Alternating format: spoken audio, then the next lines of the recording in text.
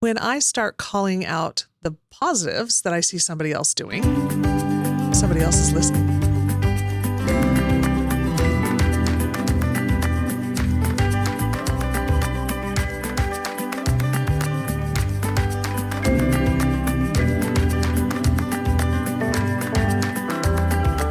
Hey folks, welcome to another edition of Quick Bites with Eric Nachtigall and Ginger Lumen from the ESSDACK Resilience Team right here in the wonderful Hutchinson, Kansas. Yay. So Ginger, Hey, it's wonderful to see you today. I am so glad to be here with you. We've got to spend the whole morning together and it's been fantastic. It's been fantastic. And we love being here with Quick Bites with you guys. And we got some great topics that we're going over, including this one called Catch Them Doing Right. Hey, I bet these teachers couldn't relate to this, but I'm always getting after this kid and he never changes.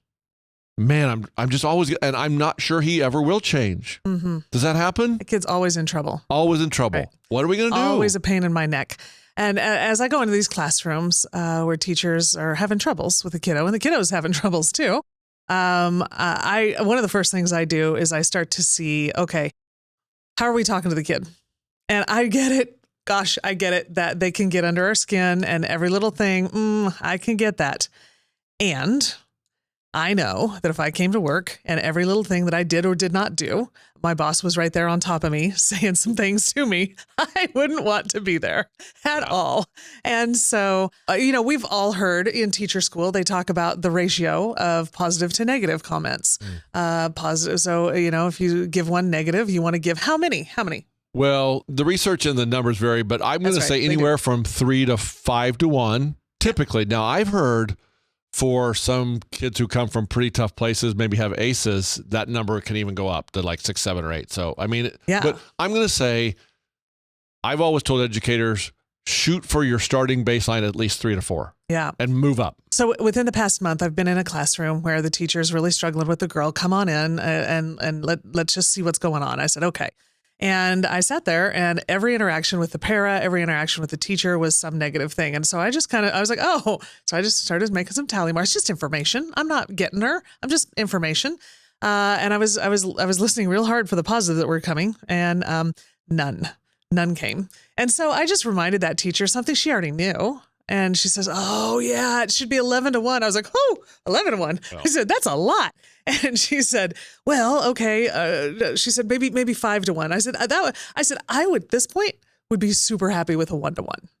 Just a 1 to 1. If you're going to say a thing, then somewhere make sure you get I would be okay with a 3 negatives to 1 positive at this point. I'm not okay with it overall, but at this point, you're not saying anything positive to the girl. And so she, I continued on with the class with them and we went outside and did some outside activity and getting some bodies moving. And so I very intentionally, because I knew I was going to be working with this class for a while, I needed to build a relationship with this girl who can be a little rough. And so a lot of love, just pouring the love onto her and role modeling for the teacher what that might sound like. Yes. And in what particular situation. So it's not fake. And so that just reminded me that we all need to have that love. And by the way, that girl, every time she sees me now, it's all hugs, sit with me at lunch, all that sort of thing. And so I do. And when I have to come at her with, hey, that's not what we're doing. I'm sorry. And she's on it. Relationship. It is. That's it. She sees that I see her good and I know that she can be in the good space. So listen, I made a list. I don't know when, but sometime for people to catch the good stuff. And so we want to be looking at academic behaviors, not just behavior, but academic. Are they being focused on task? Are they participating in class discussion? Are they completing work on time? Are they asking thoughtful questions, taking academic risks, showing off academic improvement? Or are they prepared with their materials? Anything in the academic realm, we can say, hey, I love that. I see you doing that, Another place where we can look is social and emotional behaviors, not just academic, but are they helping a classmate without being asked to do it? Are they sharing materials or space? That could be a big deal. All good things. Encouraging other people. Are they using kind or respectful language? Look and seek that out because the kids who are struggling don't often do, but when they do, boy, you better feed it. You better feed it. Yeah. Are they standing up for somebody or promoting fairness?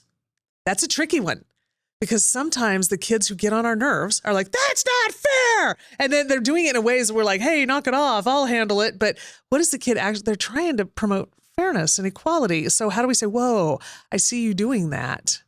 And let's do it in a way that's a little more acceptable. Yeah. And good job for you. I love that your heart is for another person. Yeah. Where can we find the good happening? Another place, behavioral and responsibility habits.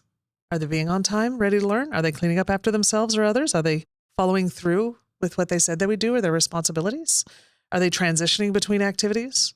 Are they staying in their designated space without a reminder? Not that I'm thinking about any particular middle school right now, but every middle school, yes.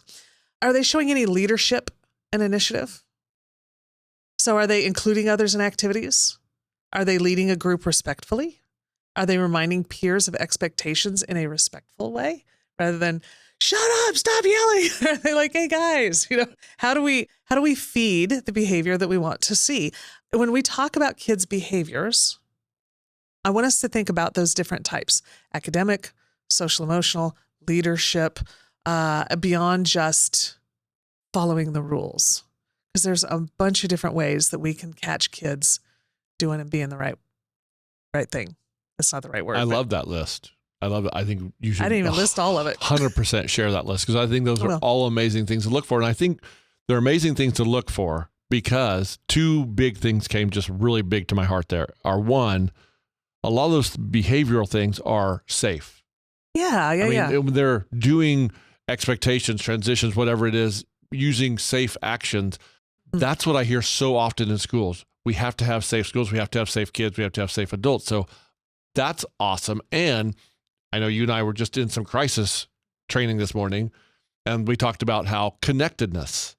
Yeah. Those things will enhance connectedness in schools. Yes. Both from the adult to the teacher to the student, but also if we are building up all kids, and maybe kids who need a little more building up, then their peers are going to start looking at them, oh man, look, they're doing a lot of good stuff. They're pretty cool. Yes. Builds the student-to-student connectedness, and connectedness is important for reducing crises in schools and increasing safety. Yes. So big things there, big things. We accidentally teach kids how to hate one another because we start, we're correcting them to try to get them to be better. But sometimes it comes off in a really negative tone, and then the other kids get irritated by, and then they start treating the kid in a different sort of way. So how can we shift that to where they can start treating each other differently? And one last thing, when I start calling out the positives that I see somebody else doing, somebody else is listening, and they're going to want a little bit of that love too. And that, again, I'm not focusing on the negative. I'm not ignoring it. But I'm not focusing on the negative. I'm focusing on what I want to have happen. What is it? Was it Tony Robbins said something about energy flows where attention goes, or something like that, right? Let's focus on what we're wanting. I'm gonna put these a little flyer, a little poster, whatever. Print it out. If you want to buy a shiny copy, we can put a link to it. But I mean, you can just print this out too. Don't tell my bosses that I'm giving it out for free. But thanks for listening. I think what I love most about, or one of the many things I love most about you, Ginger, is that every time I think, oh, this will be a good little quick bite. It'll be pretty basic. And then you drop these amazing golden nuggets of how we can change the world with what initially seems like a pretty simple and straightforward topic. But then it's like, oh, I can use that strategy and literally change children's lives. That is amazing. So thank you, Miss Ginger Lumen, world changer right here amongst our presence, folks. So, and thank you for listening to another episode of our Quick Bites, and we will talk to you again soon. Thanks. Thanks, Aaron.